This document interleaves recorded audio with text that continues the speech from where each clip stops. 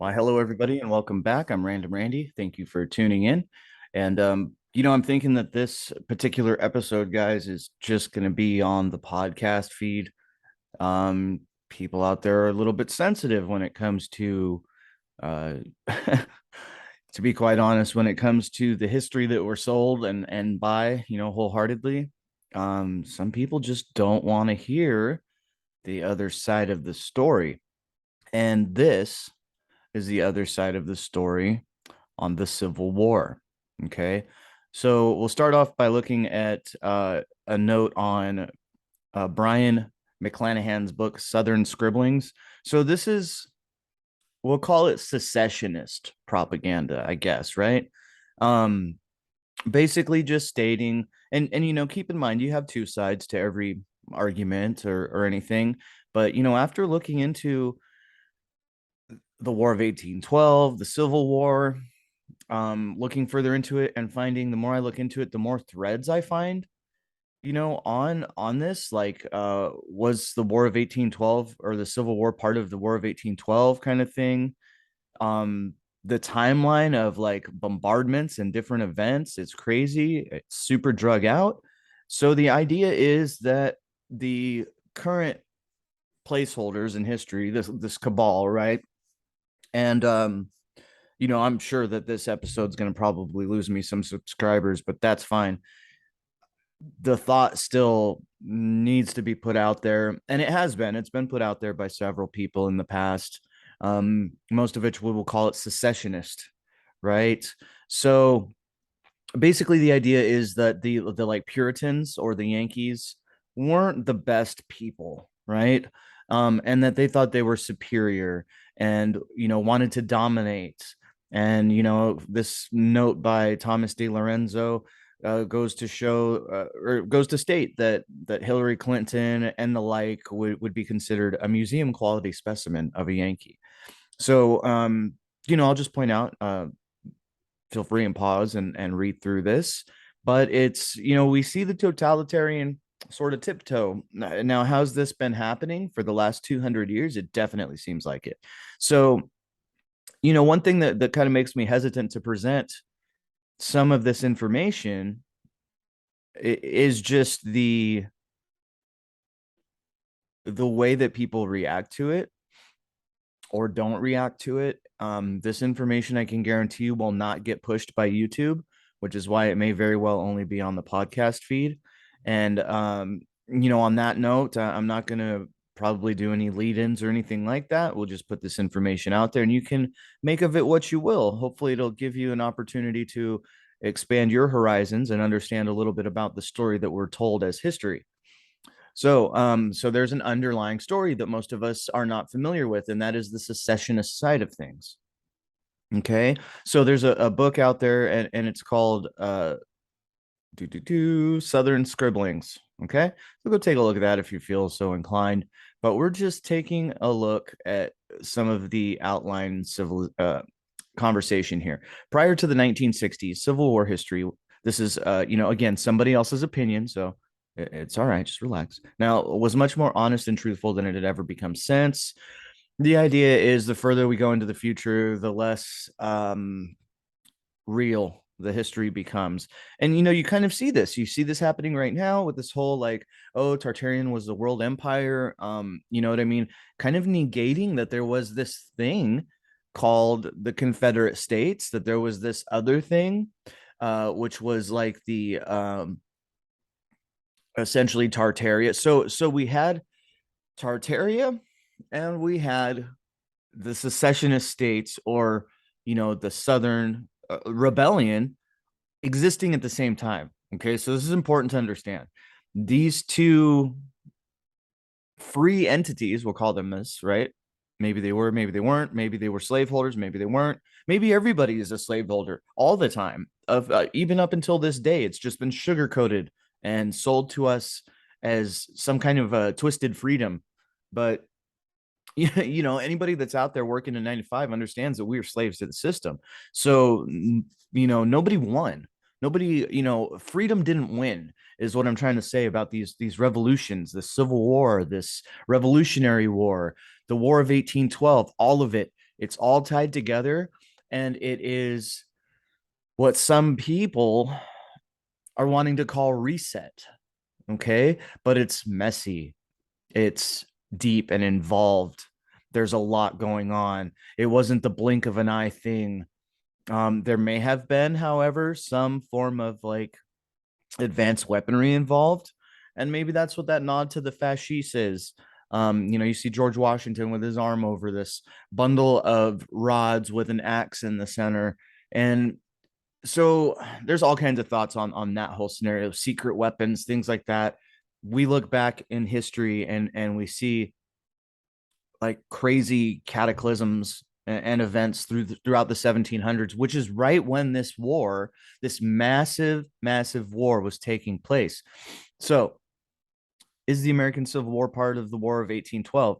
Some interesting kind of engram results come up here when you look at the term of the War of 1812, War of the Rebellion. Keep in mind, this is what it was known as during the time, was the War of the Rebellion. Okay. Which would be essentially a revolutionary war, would it not? Now, when you go and search for these terms, the War of 1812, Great Rebellion, and War of the Rebellion, here's what you get. You get an overlapping data set, which is interesting in itself. Okay. Um, it makes sense that there would be more nods to the War of 1812 after it had happened. Maybe it was being written about a lot more during this time. But it's interesting that they overlap so similarly. It's almost as though this War of 1812 was pushed in books, in periodicals of the time, 3 times to 4 times more than this term, the Great Rebellion or the War of the Rebellion, right? So there's a reason for that. There is a reason that this term, the War of 1812, was being pushed so ardently during this period of time when this War of Rebellion was going on. So you would imagine you would see as much mention of the War of Rebellion and the Great War of Rebellion and so on as you would see of the War of 1812, considering it happened back here. Now look back here at 1812, roughly 1810, 11, 12. This is when we first start seeing the Great Rebellion term being coined, right at that point. Okay. Is that a coincidence? You know, we some folks like to live in a world of coincidence, and that's fine. But I don't think that this is a coincidence. This is by design. It's by design that right before 1820, the term the War of 1812 takes off, and yet there's still fighting going on all the way through to the end of World War II, right? So it wasn't until the end of World War II that these terms started falling off. And I'll tell you why. Because now you had books on the First World War and the Second World War taking that new curve. All right. So I'm not going to bore you with the engram of World War I and World War II, but you can understand what's being stated, I hope, by this data set. Now, let's think about this. What if the British were or the cabal, we'll call it the cabal, right? Let's call it what it is. This uh these deletes, these elites, right? Uh, Ganging together, things going on. We've got the Titanic sinking. We've got the Astor family falling apart because of being on the Titanic. We've got so many different things going on at this point in time. So many. Now the Titanic was at the tail end of it. Okay, that was after the war of attrition, or the war of the revolution. uh it's all one big thing is what I'm trying to say, guys. Okay, so let's take a look at this visualization real quick, and I think you'll understand what I'm saying here. Now let's go back. All right, 1776. So this is just to give you an idea of it being a long drug out war and how it had spread through the United States. Now in 1776, we know about this. The British essentially destroyed like 25% of the supposed 4,000 buildings in New York at this time. Okay, so this was them, and we're told this is like the year of independence, right? Now it puts a different spin on it when you look at the folks involved with establishing this independence. They're all fraternal brothers. All right. And what do we know about fraternal brothers from today? We know that they're a little bit, hell bent for power, right? And it was the same back then. Um, so 1776, right? Following. Next, 1787. So you're going to see this spread. Now, 1783 was the Treaty of Paris. So that means, to be quite honest, that the French had lost. Okay. The French had lost. By 1783, there was a power shift. This entity called Napoleon became like a thing, started conquesting Russia. Okay. So what I'm trying to tell you is all of these arms of this octopus of power going out, Napoleon being one, George Washington being another. They're all brothers, okay? They're all like, you know what I mean? Tight knit. So keep that in mind, okay? 1787, Boston. Boston. 1788, New Orleans. Okay. Now this may very well be the beginning of the war in the South that continued on and on. All right. So it's interesting that 5 years after the Treaty of Paris, we have this crazy fire in New Orleans, which is essentially a French colony. That's interesting, right? 1794, New Orleans. Another fire. Okay. These fires, guys, they're not coincidences. But, some folks like to believe they are, and that's fine. We had the Judicial Act of 1789 coming up at this point. Savannah, Georgia. Oh, another fire.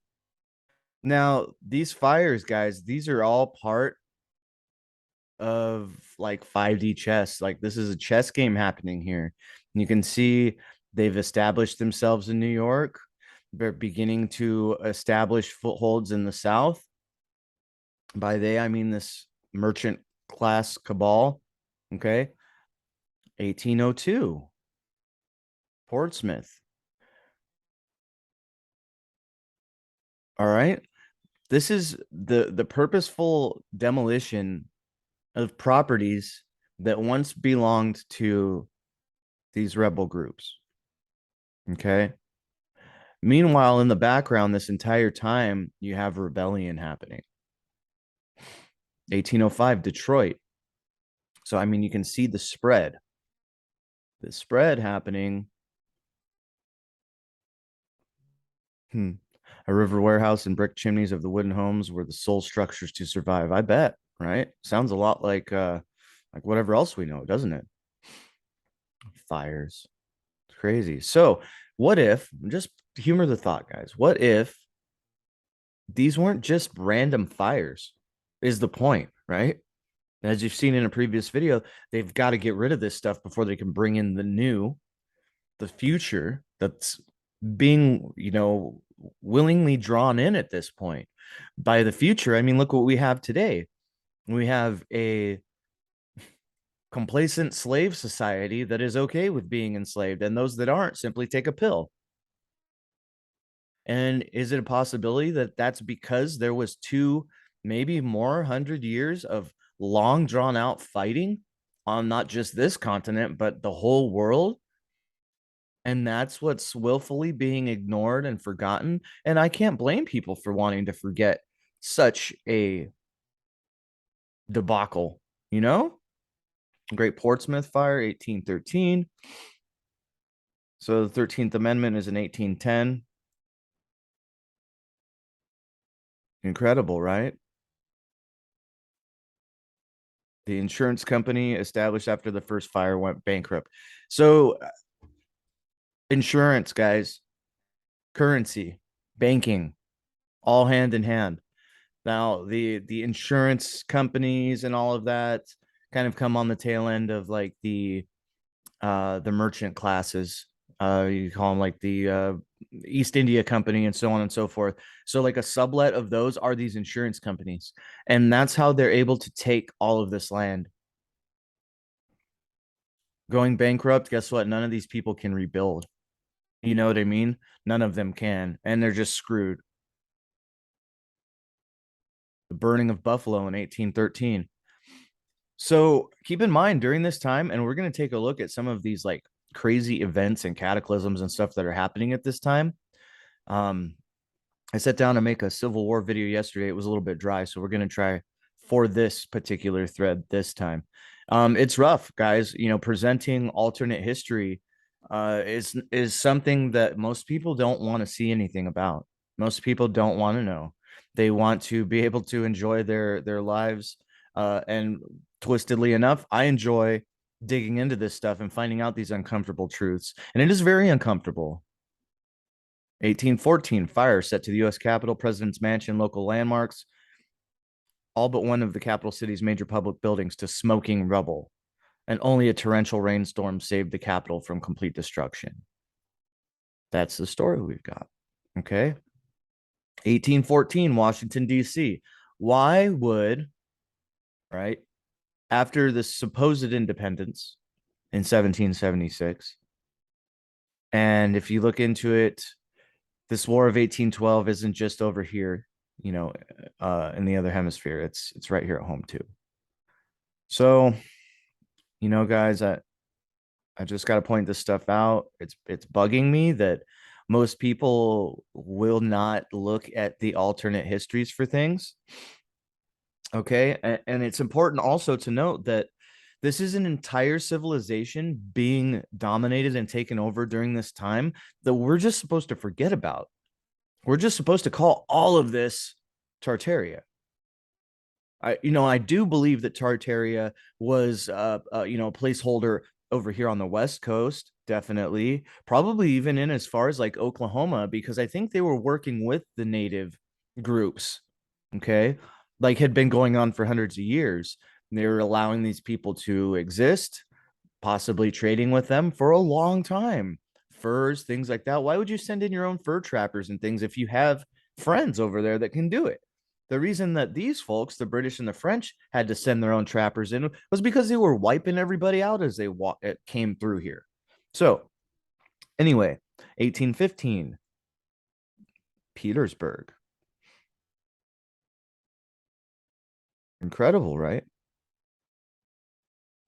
The following year, despite the financial loss of two-thirds of their city, the Appomattox Canal, built in 1816, connected 5.5 miles from the head of the falls at the fall line on the Appomattox River to the turning basin in Petersburg, Virginia, allowing further access inland through river systems. And what if they were just cleaning up the mess from like this long drawn out war, a very technologically advanced war happening right now? Sure, your average person only had muskets and things, but there was a lot of other stuff going on in the higher echelons also. There was a lot of innovation at this point, much like there is today in weaponry. Okay. So, and after we look at these different more fire, guys, right? So we got all the stories of fires. We've got the American independence, 1776, hell yeah, story. But we don't know about these people that are being burned out of house and home. They are being pushed west, right? Uh, in a weird manifest destiny kind of thing. Now, the first people to move west would have been the people inflicted by this war, this fire, all of this madness going on over here. They would have wanted to get out of there, and a lot of them did. They started going out, and that's where you see this weird thing happen with like homesteading acts coming out of New York and Washington D.C. right around this time. So it's like the powers that be open hand and give something that is not theirs, being all this land out here. They give it to good little boys and girls from these places they've just conquered. Listen, I know it's been a hard time. Sorry about blowing up your city and burning it down. But hey, listen, like we got this paper from like the Pope, saying that like manifest destiny and everything. So listen, we're gonna like extend that to you, and you can go ahead and homestead out in Oklahoma. You can go ahead and homestead out in Missouri, Iowa, you name it. You go on. It's okay. We'll give you a little parcel of land out there and you can farm it. Um, as long as you pay your land tax, right? And so what happens when these people can't pay their land tax? The bank swoops in and takes their land, much like today. So this has been going on for a long time, guys. 1820, Savannah, Georgia, massive explosion, 463 buildings burned to the ground. Two out of every three Savannah residents were homeless. Do you think that this in 1820 going on would have pissed off enough people to really provoke a massive rebellion in the next 40 years? It really seems that way, doesn't it? Starting to understand why people were mad. 1824, Newcastle. Fire. Right. All of the buildings on the water or bank side of Front Street were on the bank side. It's not just called bank side for like no reason, guys. Okay. Now, Alexandria, 5.5 hour freaking $107,277. At that point in time, that's pretty extensive. So more financial districts burning, seats of power, if you will. Augusta. So if you don't think this was part of a massive power shift down here, I don't know what to tell you. I really don't. 150 homes in ruins, almost all of downtown. Fayetteville. Oh, get this, guys. Gunpowder was the only thing that would save Fayetteville. The roar of the fire was punctuated by thunderous explosions as the townsfolk blew up their homes and shops to deprive the flames of fuel. I don't know about that, guys. Does that sound right to you? It sounds pretty wild to me. And of course, the fire only leaves stacks of chimneys and crumbling walls. And, you know, yes, they were extravagant and lined their homes with gilded wood and all of this. But listen, when you've seen the destruction that has happened and you've seen like the due diligence of these townsfolk going in and blowing up everything they've ever owned, right? If they were willingly blowing up everything they ever owned, then they knew they were going to get their insurance payout and they were probably part of this thing happening, this power shift, right? And think about it. What happens? They give you an offer you can't refuse, right? Like, listen, join us. Or they go to their local bar and they go down in the basement and they have a little powwow and do a little thing and become part of some organization that is taking part in this shift. And then suddenly they're in the joke. They're in the inside of the joke, right? It's that simple. Now, here's something interesting: 17 city blocks. And we see this number coming up again and again. There's meaning to it. It's the letter Q, etc. But 1835, New York City. So we're at this constant pushing of people out of the city, pushing of the old out with the old and in with the new. Now, this reading between the lines, this tells me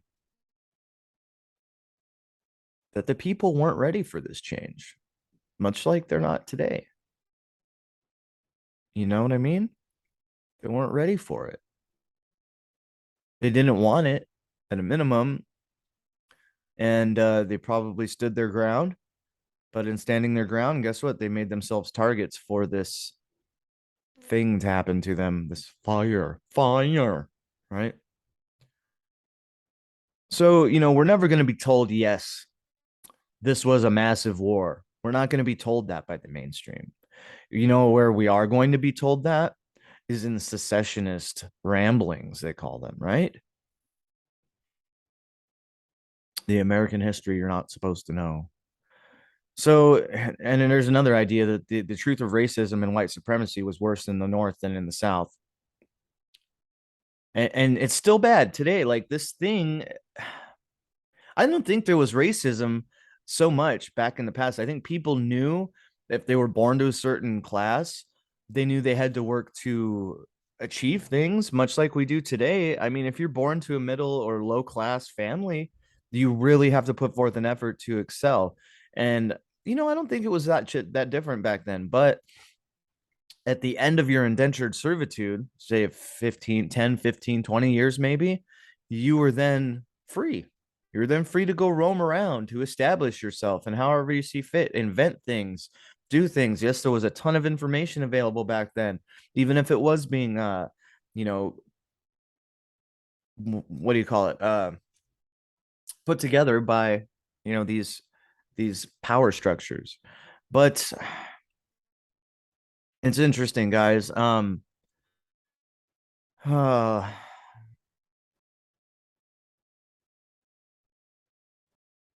it's just interesting. What can I say? Like there's like this weird cover up, and this happens. To the victors go the spoils. The victors write the history, et cetera, et cetera. And but the interesting thing is like most people that were in North America at this time considered each other brothers, because when it started, they were seeking refuge from the English, we can call them, or we'll just call it like the cabal. Okay. Like they were seeking freedom from that. And they didn't want to give it to them. Much like they don't want to give us, freedom today without strings, lots of strings, implants, things like this. So back in this time, during this free time, instead of like an implant going into you, guess what? Your friend was an implant, you know? The guy that you like hung out with at the bar after work, that was the implant, the cabal implant. Okay. And there were lots of these guys. So 1838, fire around 9 p.m., 1,000 buildings in Charleston. So we see this, and these are all like along the harbor kind of areas or in from rivers. Conflagrations, Mobile, Alabama. Hmm. Now, if you wipe out the banks that these folks are using to keep themselves established and in the trade, in the system of trade, and you interject and put your own bank here afterward, which they did, guys, then you suddenly have a grip on that whole society, that whole group of people. Okay. Louisville. Interesting. So, forward operating base secured along the Ohio River. Okay. Do you see how this movement is happening? What's going on here? It's all strategic, guys. These fires weren't just random chance. Okay, they weren't just random chance. Now let's take a look at this is a Dutch page, okay, that has been translated. So we're going to take a look at this. And this is on 1807 Battle of Copenhagen. Okay, the bombardment of Copenhagen. Now, it was a British bombardment of the Danish capital in order to secure and destroy the Dano-Norwegian fleet during the Napoleonic Wars. It led to the outbreak of the Anglo-Russian War of 1807, which ended with the Treaty of Orebro in 1812. Now, Britain's first response to Napoleon's continental system was to launch a major naval attack at the Wincas Link, and so on and so forth. September 1807, Royal Navy bombards Copenhagen. And guys, what they do to this place is wild. It is just decimated, and it looks exactly the same as all of the damage that we see taking place in America just after this time. Now, look at this, guys. So the British were using rockets back then. So when you think of the Civil War as being like low tech muskets, you think of the Revolutionary War low tech. Listen, they had rockets, they had artillery, they had the means to lay waste to areas, and they did. Keep in mind that the flow of information took a lot longer back then. We didn't have the internet. They did, however, have telegraph and things, so you would get information sent to central hubs, but you would still have to travel to that place to get that information. Okay. So it happened as speedily as it could, all of this shift. Okay. Um, so it's interesting to say the least. Now, this time period. Now, there's a hypothesis that we're having an overlap of histories, that maybe a lot of these histories were all happening at the same time: the War of 1812, Napoleonic War, Civil War, etc., all taking place layered over each other, different areas, same essential war. All right, same battle. So that's the thought. That thought will help you to kind of maybe to open up to the possibility of this stuff being intertwined, interconnected, right? All woven together. So let's look at that, shall we? This Danish article about the background to the bombardment in 1807. Um, Danish side of a views it as an attack, a terror attack, and the English were acting on false information, like so crazy false flag. So this stuff's been going on forever, is what I'm trying to say, guys. And this is 200 and some years ago, and we still see this shift happening in the entire world. And it's this crazy shift to modernity, guys. It's wild. And as much dark and twisted and evil things that have happened, I think that this shift is like ever happening. Okay. And it has something to do with the purpose of this place. But before 1807, Danish merchant ships had been able to freely sail the ports of the belligerent countries based on the principle of free ship uh, gave free cargo and free cargo. But as a reaction to France's decree in 1806, economic isolation of England, so at some point, like it feels to me like the French movement was usurped. And I don't know if like Napoleon was like secretly killed and then a name place, or that Napoleon ever existed, or if this was all just a ruse by the cabal to not let people know that there was a power vacuum there, or something wild's happening between the English and the French.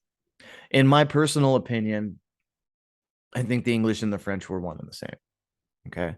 Same thing with the North. It's all one of this thing. And we see that this intertwined today, right? We see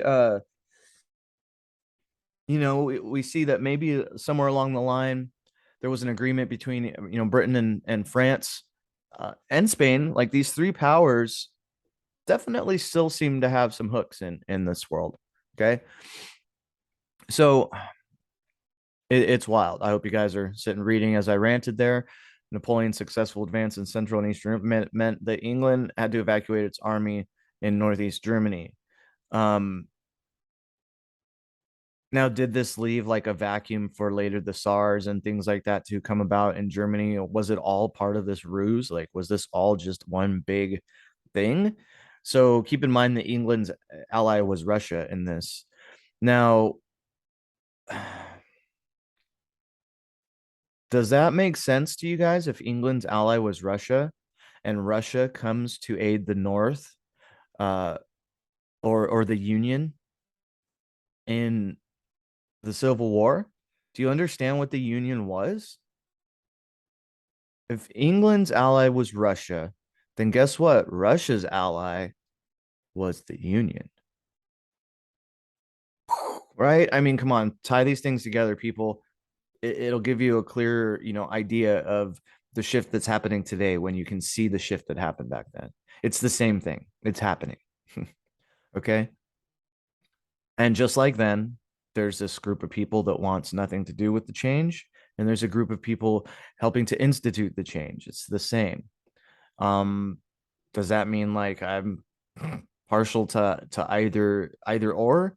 I mean, I do know it's happening. I don't know what exactly I can do about it aside from, express that I see that this is going on, and hope to help others uh understand, and maybe not hold so much against the people that are proud to be Southern and things like that. I don't think it's racism, guys.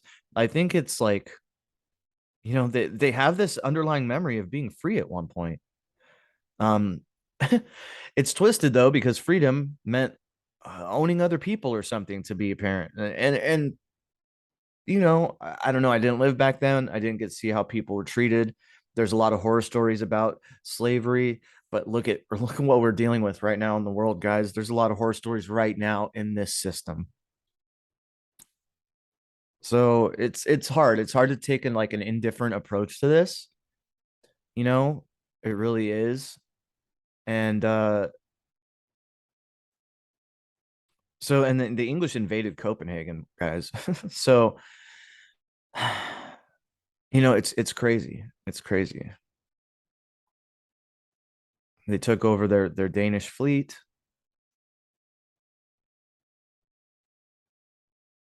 Denmark becomes Europe's Denmark goes bankrupt. Norway is okay. Switzerland is okay.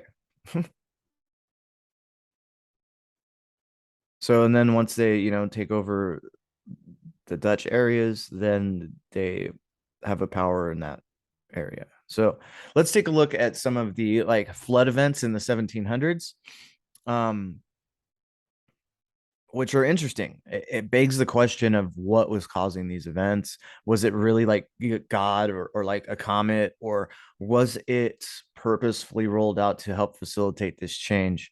Um, that's really the question, isn't it? Earthquake in Scotland, 1748 to 1749. Liverpool, 1750. Nottingham, 1750. Northamptonshire, 1750. These are within like a month of each other. Wow, dude, earthquakes everywhere.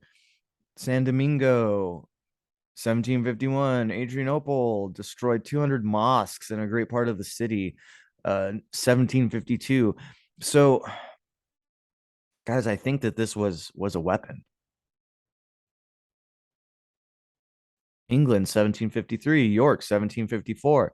So, and keep in mind, like the super wealthy folks would live in these massive stone structures that would probably not not fall down in an earthquake. But your average Joe is living in, you know, freestanding brick buildings, which probably would fall, and it's all a matter of frequency and amplitude and all of that. You can either liquefy the ground. Now, with all of these earthquakes, guys, like look at them. There's a lot. Do you does it make sense that through all of this shaking happening in the earth that we know about, this is just what we know about, that some kind of a liquefaction or like mud floody type of thing wouldn't happen, or even volcano eruptions, all sorts of things would be happening if this place was shaking this much, don't you think? Peru, destroyed city 1755.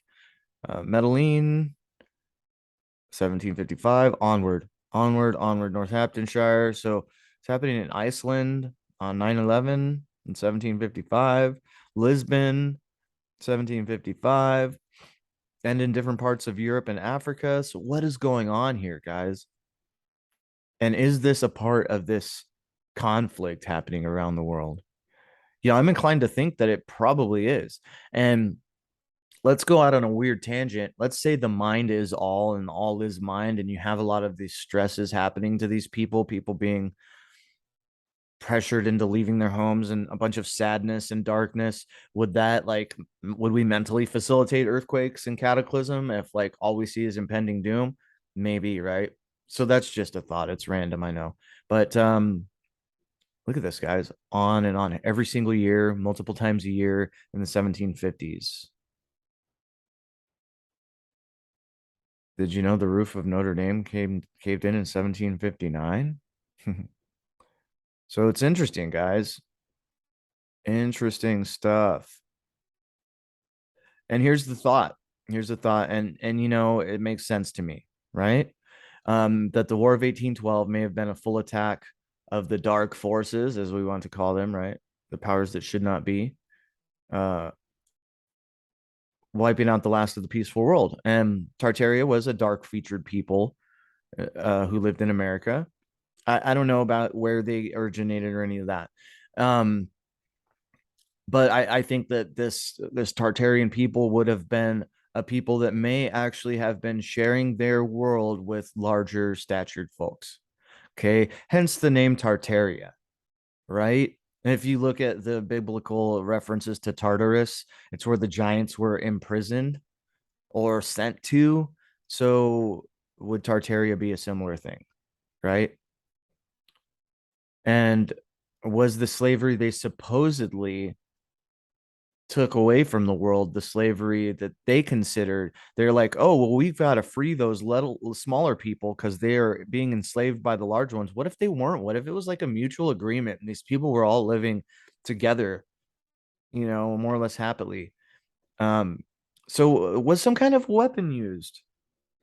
Um, Now something interesting that I'll point out is we have something, guys, in the world today called HARP. Okay. And this mechanism supposedly, right? This thing supposedly can cause earthquakes or different things happening. Look at this antenna series here. It can cause different things to happen. It's using frequency, shooting high energy beams into the ionosphere to cause some kind of a result. Okay. So, and these are all over the world, guys. Okay. Is it a stretch to think that this hadn't been figured out before? You know, I don't think it's a stretch, everybody. I think that when we look at technology that's just being divulged, like in the last 20 years to us, this probably existed before that. Maybe there was like some sort of a defense system in place that was taken over and used, So so there's some interesting stuff, guys. When it comes to this, there's so much to it. I'll be following with more about this great war. Okay. Now keep in mind we also had in the early 1900s part of California that wanted to become the state of Jefferson. So is that state of Jefferson where all of the rebels that survived the Civil War wound up? I think it's a good possibility, right? So it's interesting to say the least, right? There's some ideas that are like taboo.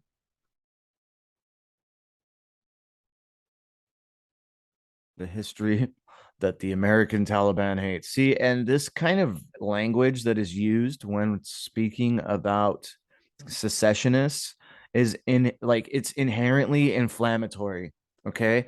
The way that this is all put across is to get you mad, calling them Stalinist punks who run. So, you know what I mean? This is to provoke certain emotional responses when things are written this way, guys. So I want to be clear that I don't necessarily agree with the inflammatory responses of all of this stuff. This ooh we go south, like that whole hate driven, anger driven thing. Um, but I do understand the frustration, man.